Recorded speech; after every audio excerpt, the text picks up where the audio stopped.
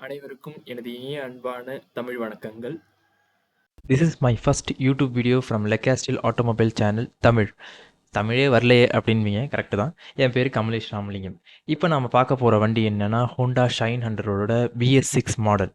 அதாவது first time brand new இன்ஜினோட புதுசாக ஹோண்டா வந்து லான்ச் பண்ண பைக் தான் இது. It's brand new engine. But வந்து இதில் இந்த இன்ஜின் என்னன்னா, இதுக்கு முன்னாடி வந்த ஹோண்டாவோட SP125 ஷைன் அதுலேயுமே இதே kind of similar head assembly இதெல்லாம் பார்த்துருப்போம். பட் இந்த இன்ஜின் நான் 2019 அந்த டைமிங்கில் வந்து ஜப்பானில் இருந்த ஆட்டோ எக்ஸ்போ யூடியூப் வீடியோவில் நான் ஒரு தடவை ஒரு பைக்கில் பார்த்தேன். பட் அதை வந்து இந்தியாவில் கூடிய சீக்கிரம் கொண்டு வரோம் அப்படின்ற மாதிரி சொல்லியிருந்தாங்க. பட் கொண்டு வரும்போது அதில் சைலண்ட் ஸ்டார்டர் மேக்னெட்டிக் காயில் அதெல்லாம் அட்டாச் பண்ணி அலுமினியம் காயிலெலாம் வச்சு அட்டாச் பண்ணி கொண்டு வந்தாங்க. ஸோ அதை சைலண்ட்டாக ஸ்டார்ட் பண்ணுறதுக்குன்னு சொல்லிட்டு சொன்னாங்க. பட் வந்து நிறைய அதில் கம்ப்ளைண்ட்ஸ் வந்து ஃபெயிலியர் அதெல்லாம் இப்போ வரைக்கும் அதில் வந்துக்கிட்டு தான் இருக்குது. பட் இந்த இன்ஜினில் வந்து அங்கே ஆட்டோ எக்ஸ்போவில் பார்த்த மாதிரியே எக்ஸாக்டாக ஒரிஜினல் மேக்னெட்டிக் காயில், அதாவது அந்த சைலண்ட் ஸ்டார்டருக்குன்னு இல்லாமல் proper magnetic coil, crank push and சென்சார்லாம் கொடுத்து ப்ராப்பர் செல்ஃப் மோட்டர் பைக்கை ஸ்டார்ட் பண்ணுறதுக்கு கொடுத்து இந்த இன்ஜின் வந்து கொண்டு வந்திருக்காங்க. இதில் என்னென்னா சைலண்ட் ஸ்டார்டர் இருக்கிற பைக்லேயுமே நிறைய நேரத்தில் வந்து பவர் வந்து பற்ற மாட்டுது. அதை ஸ்டார்ட் பண்ணுறதுக்கு நிறைய கம்ப்ளைண்ட்ஸ் வந்துச்சு. பட் ஷைன் 100 சிசியில், அதுவும் ஹீரோவில் உள்ள HF டீலக்ஸ் இந்த மாதிரி அவங்களோட ஓல்டு கவுண்டர் பார்ட் இன்ஜின்லேயே ஒரு காம்படிஷனாக கொண்டு வரும்போது ஃபஸ்ட் டைம் வந்து இது மாதிரி ப்ராப்பர் செல்ஃப் மோட்டரோட ப்ராப்பர் காயிலோட அந்த பைக் காம்படிஷனாக கொண்டு வந்திருக்காங்க. இது ஒரு நல்ல விஷயம். ஃபர்ஸ்ட் டைம் வீடியோ பார்க்குறவங்க மறக்காமல் சப்ஸ்கிரைப் பண்ணிடுங்க. சப்ஸ்கிரைப் பண்ணால் தான் உங்களுக்கு வந்து என்னோட எஃபர்ட் வந்து உங்களுக்கு வந்து ரீச் ஆகும். ப்ளஸ் வந்து இந்த ஷோரூம், இந்த பைக் நான் காரைக்கால்ன்றதுனால இதை காரைக்கால் ஷோரூமில் தான் ரிவ்யூ பண்ணலான்னு சொல்லிட்டு போயிருந்தேன். ஆனால் மேனேஜர் இல்லை, பைக்கில் கீ இல்லை, ஒர்க் நடந்துகிட்ருக்கு, தூசியாக இருக்குது அப்படி இப்படின்னு சொல்லிட்டு பைக்கை ஒரு எக்ஸாஸ்ட் நோட் பார்க்க கூட வந்து இப்போ வரைக்கும் எதுவும் பண்ணாமல் விட்டுட்டாங்க. அதனால் சரி ஓகே அப்புறமா ரைட் ரிவ்யூ பண்ணலாம் அப்படின்னு சொல்லிட்டு இப்போதைக்கு ஓவரால் ரிவ்யூ மட்டும் எடுத்துக்கிட்டேன். ஸோ உங்களுக்கு ஃபியூச்சரில் ரைட் ரிவ்யூ பண்ணிடுறேன். ஃப்ரண்ட்லேயும் சரி பேக்லேயும் சரி ரெண்டுமே வீல் வந்து 17 இன்ச் வீல் தான். 2x75 17 on front and 3x17 on back. And bike proper oil ஃபில்டரோட, எக்ஸ்டர்னல் ஆயில் ஃபில்டரோடையும் கிக் ஸ்டார்ட் அண்ட் செல்ஃப் மோட்டரோடையும் வருது. ஏற்கனவே சொன்ன மாதிரி செல்ஃப் மோட்டரில் உள்ள கம்ப்ளைண்ட் நான் ஏற்கனவே சொல்லியிருந்தேன், அதாவது அந்த சைலண்ட் ஸ்டார்டர் உள்ள வண்டியில். ஸோ இதில் ப்ராப்பராக வருது. பைக்கில் வந்து full and full analog meter தான் கொடுத்துருக்காங்க, மிண்டா பிராண்டோடது. அதில் வந்து ஸ்பீடோமீட்டர், ஓடோமீட்டர் அதுதான் காமிக்கும். ப்ளஸ் வந்து ஃபியூவல் கேஜ் காமிக்கும், malfunction indicator. Self button right சைடில் இருக்குது, ஆஸ் வெல் அஸ் லெஃப்ட் சைடில் வந்து high beam, low beam indicator and horn button இதெல்லாம் ஆஸ் வெல் அஸ் கொடுத்துருக்காங்க. லைட் ஆஃப் பண்ணிக்க முடியாது, நம்ம வேணால் டெலிவரி எடுத்த பிறகு வெளியே எக்ஸ்ட்ரா சுவிட்ச் வச்சு வேணால் லைட் ஆஃப் பண்ணிக்கலாம், ஏன்னா BS6 எமிஷன் அப்படின்னு சொல்லியிருக்காங்க. அது அன்னியில் நம்ம வந்து இக்னிஷன் ஸ்லாட்டு இது எல்லாமே டீசென்ட் குவாலிட்டியில் இருக்குது. வர பைக்ஸில் வந்து லேட்டஸ்ட் BS6 வண்டியில் எல்லாமே சீக்கிரம் ரஸ்ட் ஆகிடுது. இதில் ரஸ்டிங் ப்ராப்ளம் வந்து இருக்குது அப்படின்ற மாதிரி தான் பைக் லான்ச் ஆகி ரொம்ப நாள் ஆகுது. இருக்குது அப்படின்ற மாதிரி தான் சொல்லிக்கிறாங்க. பட் உள்ளுக்குள்ளேயும் வெளியே ஒரு சில மெட்டல் பார்ட்ஸில் மட்டும் வருது. இது எல்லா வண்டிக்குமே கிட்டத்தட்ட அப்ளிகபிள் ஆகுது. எதுவுமே இப்போ ஓல்டு வண்டி மாதிரி வர்றதில்லை. ஸோ அதை தாண்டி பைக்கோட ஃப்ரண்ட் சஸ்பென்ஷன் பார்த்தா ஃப்ரண்ட் டெலிஸ்கோபிக் ப்ரோ கேப்ரியல் பிராண்டோடது கொடுத்துருக்காங்க. அதுவே பேக்கில் பார்த்தா ட்வின் ஷாக் ஆப்சர், அதே சேம் கேப்ரியல் பிராண்டு தான். பட் அட்ஜஸ்டபிள்லாம் பண்ணிக்க முடியாது. சேம் அவங்க ஃபிட் பண்ணி கொடுக்குற அதே ஷாக் ஆப்சர் தான், நமக்கு அது அட்ஜஸ்டபிள்லாம் கிடையாது. இந்த பைக்கில் சிங்கிள் டியூப்லர் ஃப்ரேம் யூஸ் பண்ணியிருக்காங்க. நம்ம இந்த யூனிகான் இந்த மாதிரி ஹோண்டா பைக்ஸ்லாம் பார்ப்போம்ல, இதுவே நம்ம ஸ்ப்ளெண்டரில் இருந்த ஓல்டு ஸ்ப்ளெண்டர், ஹீரோ ஹோண்டா ஸ்ப்ளெண்டர்லலாம் அவங்க தான் வந்து டபுள் கிராடர் ஃப்ரேம் யூஸ் பண்ணியிருந்தாங்க. பட் இந்த பைக்கில் அவங்க ஃபஸ்ட்டு 100cc கொண்டு வராங்க. இதுக்கு முன்னாடி இருந்ததெல்லாம் ஹோண்டா பிராண்டில் நம்ம CD100 SS, ஹீரோ ஹோண்டாவில் சொல்கிறேன், CD100 SS, CD deluxe, Splendor இது எல்லாமே வந்து டபுள் கிராடலில் இருக்கும். பட் இது single tubular cradle frame. Okay, அது சிங்கிள் டியூப் தான் வரும். ஸோ இதில் பைக்கோட ஓவரால் லென்த்து பார்த்தா 1955 mm, விட்த்து வந்து 754 mm, ஓவரால் ஹைட்டு வந்து 1050 mm. வீல் பேஸ் வந்து, அதாவது ஓவரால் லென்த்தோடு சேர்த்து வீல் பேஸ் நம்ம பார்த்தோம் அப்படின்னா 1245 mm. இது எல்லாமே கிட்டத்தட்ட ஸ்ப்ளெண்டருக்கு ஈக்குவலாக தான் வருது. சாரி கார்டில் வந்து எனக்கு தெரிஞ்சு அது மேலே ஒரு இது அக்சசரிஸ் மாதிரி கொடுத்துக்கலாம், அதை ஏன் அப்படி விட்டு வச்சுருக்காங்கன்றது தெரியல. அதை தாண்டி சீட் ஹைட் ஆல்சோ சேம். அதாவது சீட் ஹைட் வந்து உங்களுக்கு வந்து 786 mm, அதாவது வந்து ஒரு 1 mm வந்து ஸ்ப்ளெண்டரை விட அதிகம். ப்ளஸ் வந்து இதில் யூஸ் பண்ணியிருக்கிற கிட்டத்தட்ட எல்லா பிளாஸ்டிக் எல்லாமே வந்து கொஞ்சம் ஃப்ளெக்சிபிள் பிளாஸ்டிக்காக தான் இருக்குது. ஆனால் ஃபிட் அண்ட் ஃபினிஷ் கொஞ்சம் வந்து சரியில்லை. அந்த சைட் டோரு எல்லாமே அப்படி இழுத்தா கிட்டத்தட்ட தானாவே வந்துருது. இப்போ சைடோல் அதாவது இது கிட்டத்தட்ட ஸ்ப்ளெண்டர்ல பார்த்தா ஸ்ப்ளெண்டர்லயும் இந்த ரேஞ்சில தான் இருக்கு. பட் இது ரொம்ப வெளியில வர மாரி இருக்கு. ஸ்டில் ஃப்ளெக்சிபிளா இருக்கிறதுனால கொஞ்சம் உடையாம இருக்கும். அதுதான். பிளஸ் வண்டியோட கிரவுண்ட் கிளியரன்ஸ் பார்த்தோம் அப்படின்னா, கிட்டத்தட்ட ஒரு 168 ஆஃப் கிரவுண்ட் கிளியரன்ஸ் குடுத்துருக்காங்க. It is very ample enough. அத தாண்டி இதோட ட்வின் ஷாக் அப்சர் பின்னாடி குடுத்துருக்கிறது ஓரளவு ஸ்டிஃப்பா பெர்ஃபார்ம் பண்ணுது அப்படின்றதுனால, ரொம்ப அன்னியலேஷன்ல இல்ல சிட்டிக்குள்ள ஏதாவது மோசமான ரோடுகள்ல ஓட்டும்போது ரொம்ப குதிச்சு போடாது. அடியில உங்களுக்கு அண்டர் பின்னிங்லயும் அடி வாங்காது. Overall seat length is 677 okay. Engine போர்ஷனுக்கு பார்த்தோம் அப்படின்னா, it is powered by 98.98 cc 4 stroke air cooled single cylinder. அது இது கிட்டத்தட்ட ஒரு 7.24 பிஎஸ் அட் 7500 ஆர்பிஎம்லையும் 8.5 newton metre torque at 5000 RPM earlier ஆர்பிஎம்லேயே ப்ரொடியூஸ் பண்ணுது. வண்டியில் கார்பரேட்டர் கிடையாது, ஒன்லி ஃபியூவல் இன்ஜெக்டர் தான், பிஜிஎம்எஃப்ஐன்றாங்க. ஸோ இதோட வண்டியோட போர் பார்த்தோன்னா 47 bore and 57 stroke. So multiplate wet clutch தான் யூஸ் பண்ணியிருக்காங்க. இப்போ மொத்தம் ஃபோர் கியர் வருது. கிளச் ஆப்ரேட் பண்ணுறதுக்கு செம்ம லைட்டாக இருக்குது. ஃபோர் ஸ்பீட்லேயே அதாவது ஒரு 100 சிசி வண்டியிலேயே இவ்வளோ லைட்டான கிளச் இப்போ தான் பார்க்குறேன், ஓல்டு ஹீரோ ஹோண்டா ஸ்ப்ளெண்டரை தாண்டி. ஸோ டயரில் பொறுத்த வரைக்கும் நம்ம மெயினாக என்ன பார்க்கணும்னா, டயரு டியூப்லெஸ் டயர் இல்லை. அதில் லைட்டாக சொதப்பி விட்டார்கள். டியூப்லெஸ் டயர் இல்லை. ஆனால் அதில் என்ன நான் ஒரு அட்வான்டேஜாக பார்க்குறேன்னா, நான் ஒரு ஸ்கூட்டர் பக்மன் வச்சுருக்கேன். பட் அதில் டியூப்லெஸ் டயர் தான் ஓடிட்டுருக்கு. பட் அதில் என்ன ஒரு இஷ்யூனா, அடிக்கடி பஞ்சர் ஆகிறதுக்காக அவங்க வெளியிலேயே வச்சு பஞ்சர் பார்க்குறாங்களே. ஸோ அதிலேயே கிட்டத்தட்ட பாதி டயர் லைஃப் போயிடுது. ஏன்னா நம்ம டியூப் வீலை பொறுத்த வரைக்கும் நம்மளால் அதை டியூப்லெஸ் மாதிரி பஞ்சர் ஆன பிறகு ஒரு குறிப்பிட்ட டிஸ்டன்ஸ் ஓட்டிட்டு வர முடியல அப்படின்னாலுமே, அதில் என்ன ஒரு இஷ்யூ இருக்காது. டயர் வீணாக போகாது. பட் அவங்க டியூப் கழட்டி பஞ்சர் பார்ப்பாங்க. பட் என்னன்னா நம்ம பைக்கை அப்படியே வச்சுட்டு நிற்கணும். இவர் பஞ்சர் பார்க்குற வரைக்கும்.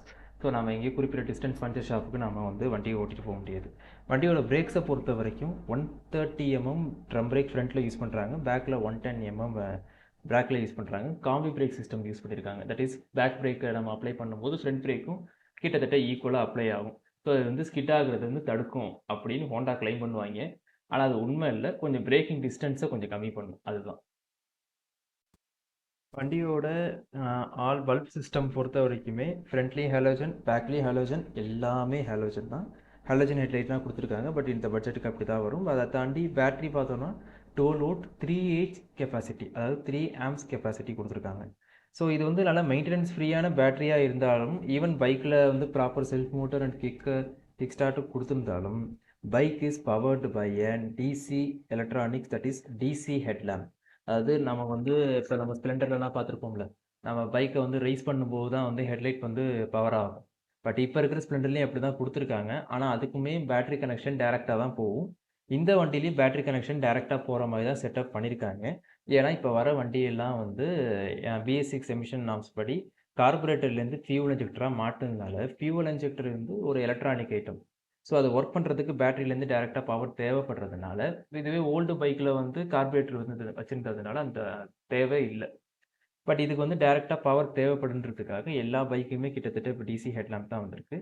ஸோ இதுவும் அதில் ஒரு ஆடட் அட்வான்டேஜ் தான். பட் நம்ம பேட்டரி கரெக்டாக மெயின்டைன் பண்ணால் தான் மற்ற எலக்ட்ரானிக்ஸும் அதில் அடி வாங்காமல் இருக்கும். That is once battery down ஆகுதுன்னு தெரிஞ்சுச்சுன்னா நம்ம உடனே பேட்டரியை நம்ம அந்த பேட்டரியிலேயே நம்ம கிக் பண்ணி ஓட்டாமல், செல்ஃப் எடுக்கலன்னு சொல்லிட்டு நம்ம கிக் பண்ணி ஓட்டாமல் நம்ம அதை சேஞ்ச் பண்ணிடுறது கொஞ்சம் பெஸ்ட். ஸோ இது அடியில் பைக்குக்கு கிராங்க் பொசிஷன் சென்சார் கொடுத்துருக்காங்க. Plus fuel tank capacity 9 litres. அதண்டியில் பைக்கோட டெக்னாலஜி என்ன யூஸ் பண்ணியிருக்காங்கன்னா, அதாவது என்ஹான்சர் ஸ்மார்ட் பவர்னு சொல்லிட்டு ஹோண்டா கிளைம் பண்ணுறாங்க. விச் மீன்ஸ் அதாவது ஒரு பிஸ்டன் கூலிங் ஜெட் மாதிரி பிஸ்டன் கூலில் கொடுத்துருவாங்க. ஸோ இது அது என்ன பண்ணுதுன்னா, இன்ஜின் டெம்பரேச்சர் ரெடியூஸ் பண்ணுது.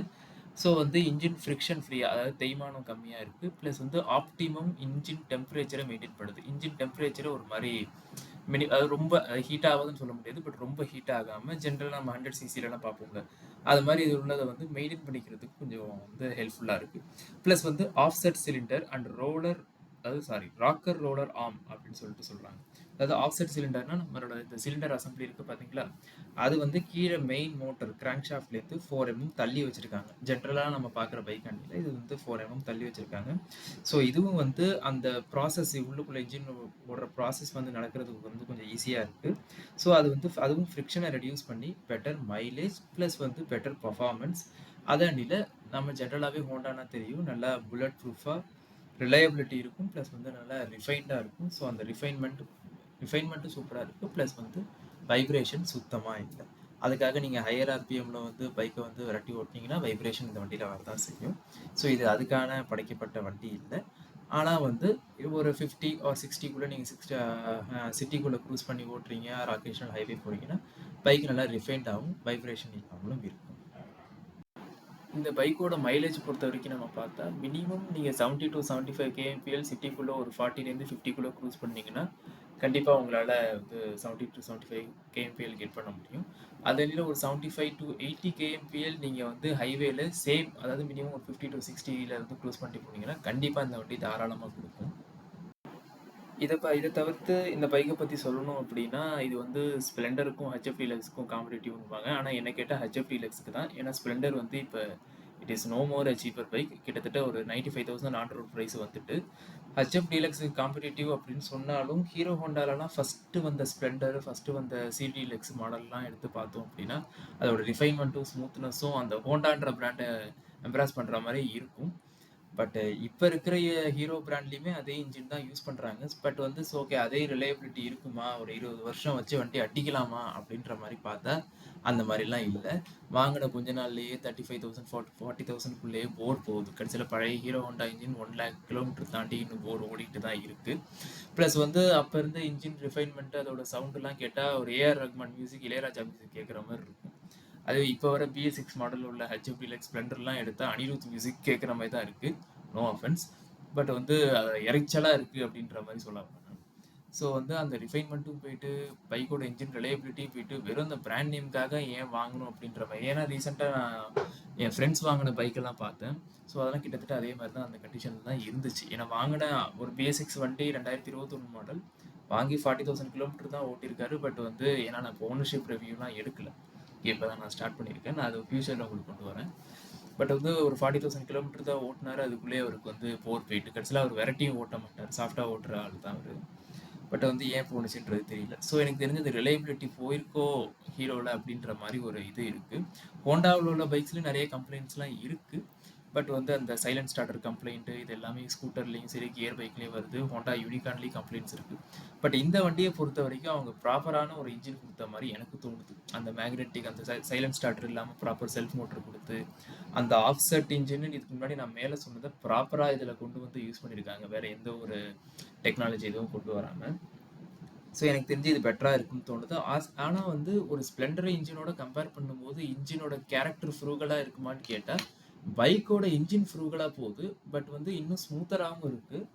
பட் வந்து அது இன்னும் ஃப்ரூகலாக போகிறதுக்கு ரீசன் என்னென்னா பைக்கோட light weight nature. So light வெயிட்னால அது இன்னும் கொஞ்சம் நல்ல பர்ஃபார்மன்ஸ் கொடுக்குது.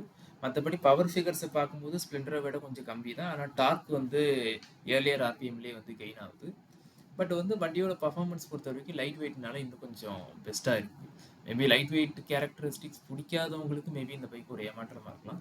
அதை தவிர்த்து இந்த பைக் பிடிச்சவங்க ஒரு நாள் வந்து நம்ம காரைக்கால் நண்பர்களே வந்து ஒரு தடவை நம்ம ராயல் மோட்டார்ஸ் வந்து ஒன்ஸ் டெஸ்ட் ட்ரைவ் பண்ணி பார்த்து பிடிச்சிருந்தா புக் பண்ணிக்கோங்க. இதையும் தாண்டி இது போல் பல bike walk around review, right review இதெல்லாம் தெரிஞ்சுக்கிறதுக்கு நம்ம சேனலை சப்ஸ்கிரைப் பண்ணிவிடுங்க நம்ம காரைக்கால் ஃப்ரெண்ட்ஸ்லாம். ஓகேவா? ஓகே, மீண்டும் அடுத்த ஒரு வீடியோவில் சந்திக்கலாம். ஓகேவா? கூடிய சீக்கிரம் ஷைன் 100 மற்ற நிறைய ஹோண்டா பைக்ஸ், ஹீரோ பைக்ஸ், நிறைய பைக் ரிவ்யூஸ்லாம் வரும். நான் கூடிய சீக்கிரம் ரைட் ரிவ்யூ போடுறேன். மிக்க நன்றி. மறக்காமல் சப்ஸ்கிரைப் பண்ணிவிடுங்க. அந்த பெல் ஐக்கானையும் கிளிக் பண்ணிவிடுங்க. ஓகேவா? தேங்க்யூ. மிக்க நன்றி.